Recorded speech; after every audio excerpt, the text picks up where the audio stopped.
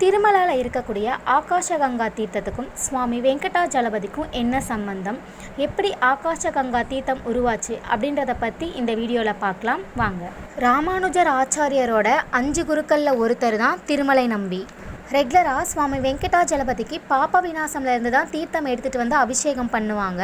அதே மாதிரி ஒரு நாள் திருமலை நம்பி சுவாமி வெங்கடாஜலபதிக்கு அபிஷேகம் பண்ண 3 மைல் தூரம் நடந்து போய் பாப்ப விநாசம்லேருந்து அபிஷேகத்துக்கு தேவையான தண்ணியை எடுத்துட்டு காட்டு வழியாக சுவாமி சன்னதியை நோக்கி நடந்து வராரு.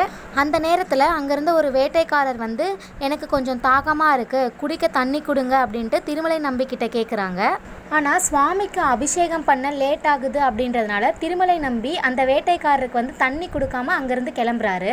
அந்த டைமில் வேட்டைக்காரர் வந்து அம்பெடுத்து திருமலை நம்பி கொண்டு போன அந்த தீர்த்த குடத்து மேலே வந்து விடுறாரு.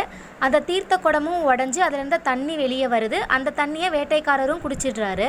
இதை பார்த்த திருமலை நம்பிக்கு கோபம் வர வேட்டைக்காரன் கிட்ட ஏற்கனவே அபிஷேகத்துக்கு நேரம் ஆயிடுச்சு, இதில் நீ வேற இப்படி பண்ணிட்டு இருக்க அப்படின்னு சொல்லி கேட்குறாரு. அதுக்கு வேட்டைக்காரன் சொல்கிறாரு, கவலைப்படாதீங்க, இங்கே பக்கத்தில் ஒரு தீர்த்தம் இருக்குது, அங்கே போயிட்டு தீர்த்தம் எடுத்துகிட்டு போங்க அப்படின்னு சொல்லி திருமலை நம்பி அந்த தீர்த்தம் இருக்க பிளேஸ்க்கு வந்து கூட்டிகிட்டு போகிறாரு. வேட்டைக்காரன் சொன்ன பிளேஸில் பார்த்தீங்கன்னா தண்ணி இல்லை, வெறும் பாறை மட்டும்தான் இருக்குது.